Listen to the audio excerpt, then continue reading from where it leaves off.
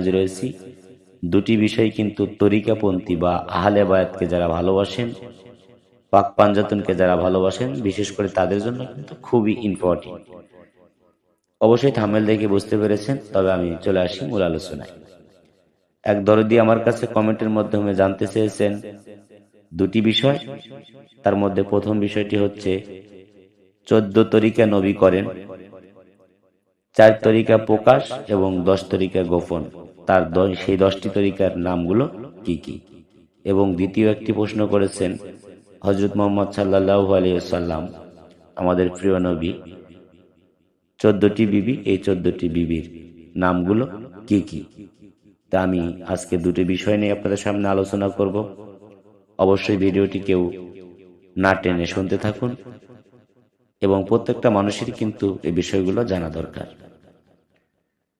তো আমি চলে আসি মূল আলোচনায় বা প্রথম প্রশ্নের উত্তরে।